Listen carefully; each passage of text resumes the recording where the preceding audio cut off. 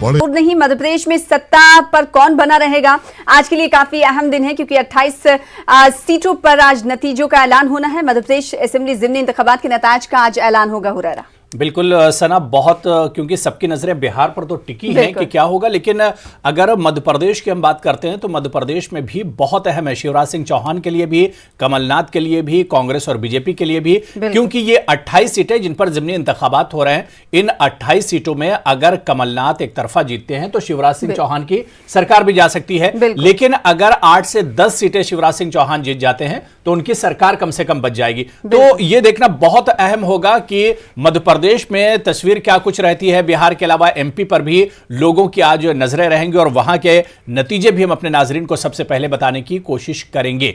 महताब आलम हमारे नुमाइंदे भोपाल से हमारे साथ इस वक्त जुड़े हुए हैं, उनसे हम तफसील ले लेते हैं कि क्या कुछ हलचल है भोपाल में और मध्य प्रदेश में। महताब, आज का दिन मध्य प्रदेश के लिए भी बहुत अहम है, शिवराज सिंह चौहान और कमलनाथ सबके लिए बहुत अहम है। क्या कुछ तैयारियां, क्या कुछ हलचल है भोपाल में आज? हुरैरा में बता दें कि जब हम मध्य प्रदेश की बात करते हैं तो मध्य प्रदेश में सबसे ज्यादा हलचल ग्वालियर चंबल डिवीजन में है। उसके बाद जो है बुंदेलखंड और फिर हम मालवा की बात करें तो यहाँ पर है, क्योंकि 28 सीटों के जो इंतखाब है ये तय करेगा कि सरकार किसकी रहेगी या किसकी और किस सर पे ताज सजेगा। अगर पूरे इलेक्शन को देखें तो पूरा इलेक्शन जो है कमल वर्सेस कमल के बीच में, जीत होगी तो कमल की, हार होगी तो कमल की। एक कमल वो है जो भारतीय जनता पार्टी का निशान है और एक कमल वो है जो कांग्रेस की जो है सत्र यहाँ पर कमलनाथ जो है। यहाँ पर सिंधिया के सियासी कद का भी फैसला होगा और ये भी तय होगा कि गद्दार और वफादार के बीच में जो डाले गए थे उसमें जनता ने किसको कबूल किया है।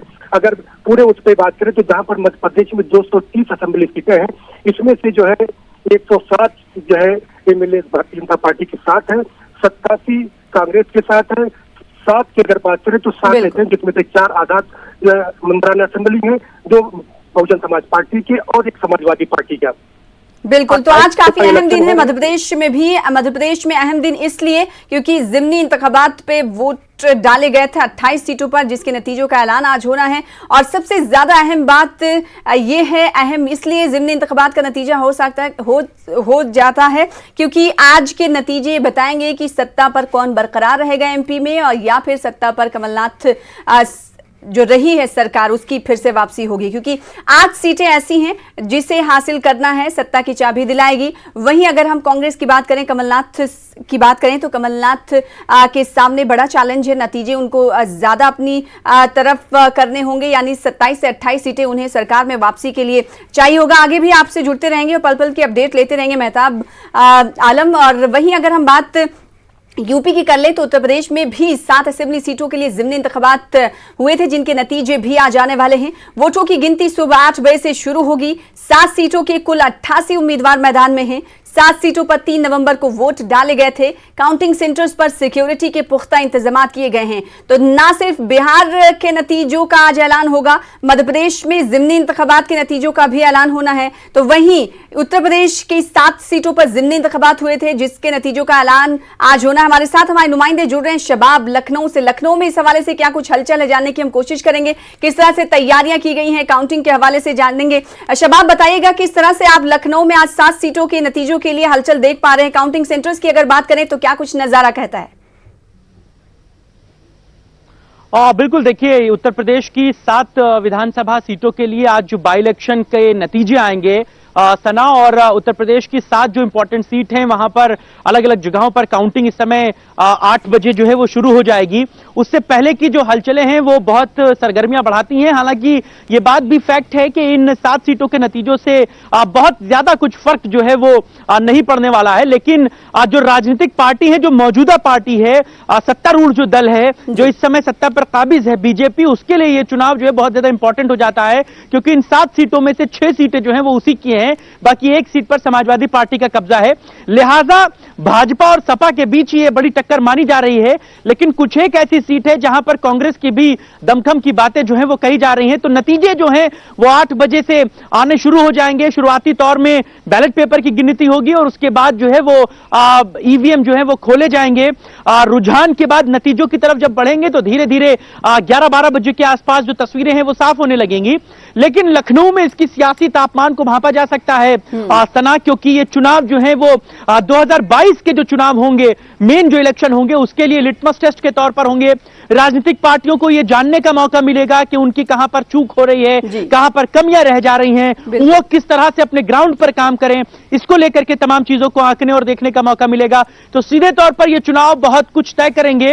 ये एक लिटमस टेस्ट है, ये राजनीतिक पार्टियों के लिए अपना दमखम देखने का मौका है कि वो किस तरह से अपना काम कर सकते हैं। सना? बिल्कुल शबाब, जिस तरह से बिहार में हमने एग्जिट पोल देखे हैं और यहां पर खासतौर से एग्जिट पोल में देखा गया कि यादव का वोट जो है वो एक तरफा जाता हुआ दिखा है, क्या यूपी में भी बिहार का कुछ असर शबाब देखने को मिलेगा? क्योंकि जात पात के फैक्टर को अगर हम देखते हैं तो यूपी में भी बहुत ज्यादा हावी रहता है। बिल्कुल, देखिए अबू, इस बात में कोई दो राय नहीं कि कहीं ना कहीं चुनाव एक दूसरे राज्य को प्रभावित करते हैं। चूंकि बिहार में असेंबली इलेक्शन था और बड़े पैमाने पर चुनाव की वहां पर तैयारी थी और जिस तरीके से आरजेडी और जेडीयू के बीच वो मुकाबला माना जा रहा था, लेकिन जब एग्जिट पोल के नतीजे आए उसने सारी चीजें बिल्कुल उलट दी। पहली बड़ी पार्टी के तौर पर जो है वो आरजेडी को दिखाया गया, दूसरी पार्टी के तौर पर बीजेपी को दिखाया गया और जेडीयू जो है वो खिसक कर तीसरे पायदान पर पहुंच गई। तो ये एक अपने आप में बड़ा दिलचस्प मोड़ वहां पर आया। और आप याद कीजिए पिछले चुनाव में भी जब वहां पर चुनाव हुए थे बिहार में, तब भी जो है वो आरजेडी सबसे बड़ी पार्टी थी और जदयू जो थी वो दूसरी सबसे बड़ी पार्टी थी, बीजेपी तीसरी पार्टी थी। तब जदयू और आरजेडी ने मिलकर चुनाव लड़ा था, लेकिन कहीं ना कहीं वो उनका जो प्लान था, जो मास्टर प्लान था आरजेडी और जदयू का, वो फ्लॉप हुआ और बहुत कम वक्त के लिए सरकार चली थी। उसके बाद जदयू ने भाजपा के साथ मिलकर सरकार बनाई थी और ये टीस कहीं ना कहीं आरजेडी नेताओं में, तेजस्वी में, तेज प्रताप यादव में वो नजर भी आई। वो आग जो है वो चुनावी मैदानों पर दिखी और लालू के जेल में रहने का सिंपैथी वोट भी बिहार में बहुत बड़े पैमाने पर जो है वो आरजेडी को मिला।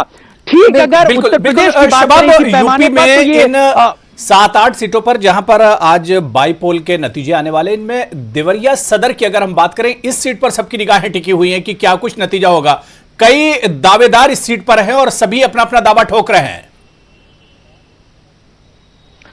देवरिया सदर की अगर बात करूं अबू, तो कहा जाता है कि पंडित जी को हराएंगे। देवरिया में कुछ इस तरह का चुनाव चल रहा है क्योंकि जो ज्यादातर कैंडिडेट हैं वो जो है वो ब्राह्मण जाति से ताल्लुक रखते हैं, तो कहीं ना कहीं वोट फैक्टर बहुत बड़ा है। 50,000 से ज्यादा मतदाता यहां पर सिर्फ ब्राह्मण है, तो ये बात भी माननी चाहिए कि वहां पर चुनाव जो है वो बहुत ज्यादा दिलचस्प है और सीधे तौर पर ये जो लड़ाई है वो बहुत इंपॉर्टेंट हो जाती है कहीं ना कहीं। और बाकी की दूसरी सीटों पर भी जो कास्ट फैक्टर है वो प्रभावी तौर पर नजर आएगा। बिल्कुल, तो इंतखाबात में ये कहा नहीं जा सकता कि जात पात पर मबनी नतीजे नहीं होते, इससे दूर नहीं रखा जा सकता, क्योंकि हिंदुस्तान में जो इंतखाबात होते हैं वो जात पात पर मबनी होते हैं, ऐसा सियासी मुबस्सरीन भी मानते हैं। एक बार फिर से रुक कर लेते हैं अपने नुमाइंदे शबाब का। शबाब, आप हमारी आवाज सुन पा रहे होंगे, तो ये बताइएगा, जिस तरह से हमने उम्मीदवारों की बात कर ली, सीटों की बात कर ली, कितने अहम है किस पार्टी के लिए ये जीत, ये भी बात कर ली, लेकिन अगर तैयारियों की हमने बात की थी कि वोटिंग सेंटर पर तैयारियां पूरी तरीके से मुकम्मल हो गई हैं और आप जहां पर मौजूद थे, आपके पुश्त में जो तस्वीर थी उससे ये अंदाजा लगाया जा सकता था कि न्यूज़ 18 उर्दू ने, न्यूज़ 18 यूपी उत्तराखंड ने भी खास तैयारियां कर रखी हैं।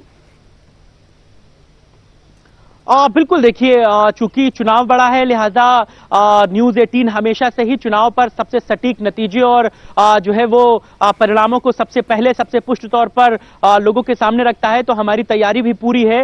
लखनऊ के बाहर सबसे करीब की जो सीट है वो बांगरमऊ है, जहां पर जो है चुनाव वो नतीजों के जो है वो बहुत जल्द 8 बजे के बाद से जो है वो दिखना शुरू हो जाएंगे। तो सीधे तौर पर यह बात समझनी होगी कि मामला जो है वो बहुत दिलचस्प है। और मेरे साथ पॉलिटिकल एनालिसिस्ट भी हैं सना और प्रेमकांत जी। सर, थोड़ा सा इधर आइएगा और ये बताइए कि आज जो बाई इलेक्शन है, जैसा कि स्टूडियो से भी सवाल आ रहा था कि किस तरीके से इन चुनावों को देखते हैं, ये 7 सीटें बीजेपी और सपा या बसपा या कांग्रेस के लिए कितना इंपॉर्टेंट वैल्यू रखती हैं? सबसे पहले तो मैं ये कहूंगा कि भारतीय जनता पार्टी के लिए सबसे मुख्य चुनाव है। इस उपचुनाव में क्योंकि भारतीय जनता पार्टी के पास 6 सीटें थी, जो 7 उपचुनाव हो रहे हैं, 7 उपचुनाव की सीटें, तो उसमें सबसे ज्यादा प्रतिष्ठा अगर दांव पे है तो भारतीय जनता पार्टी, जो सत्तारूढ़ दल भी है, और उसका अगर उसके पास से एक भी सीटें कम होती हैं तो जाहिर है कि उसके लिए एक थोड़ा प्रतिष्ठा का गिरने जैसा मामला होगा तो उसकी पूरी ताकत उसने लगा दी कि हमको कम से कम हमारी सीटें जितनी थी 6 वो वापस आ जाएं। अब रह गई बात समाजवादी पार्टी, तो इस समय समाजवादी पार्टी इस बात पर अपने आप को ठीक महसूस कर सकती है, कंफर्टेबल महसूस कर सकती है कि कम से कम वो उत्तर प्रदेश में नंबर 2 के दर्जे पर इस समय कायम है। और मायावती उपचुनाव के लिए कोई खास उन्होंने मेहनत नहीं की, हालांकि ये अखिलेश के लिए भी कहा जा सकता है कि वो भी कोई उन्होंने दौरा नहीं किया, लेकिन इसके बावजूद जनता ने अपने आप ये मानना शुरू कर दिया है कि अब इस समय विपक्ष में अगर सबसे प्रमुख पार्टी है, सबसे पहले नंबर की पार्टी है तो समाजवादी। बिल्कुल शबाब, दोबारा से आपसे जुड़ेंगे और जिस तरह के एग्जिट पोल आए थे यूपी की इन ज़िमनी इंतखाबात में इन तमाम सीटों पर कहीं ना कहीं दबदबा एक बार फिर से बीजेपी का दिख रहा है और लग रहा है कि योगी आदित्यनाथ का जलवा अभी भी यूपी में बरकरार है। अब हालांकि नतीजे आएंगे, नतीजों में क्या कुछ रुझान रहता है ये देखना बहुत अहम होगा। बहुत बहुत शुक्रिया शबाब हमारे साथ जुड़ने के लिए, तमाम खबरों पर अपडेट करने के लिए। और इस वक्त की बड़ी खबर का रुख कर लेते हैं जो कि जम्मू कश्मीर से आ रही। जम्मू कश्मीर के जिला शोपियां से इस वक्त की बड़ी खबर है कि पूरा शोपियां में इनकाउंटर हुआ। फोर्स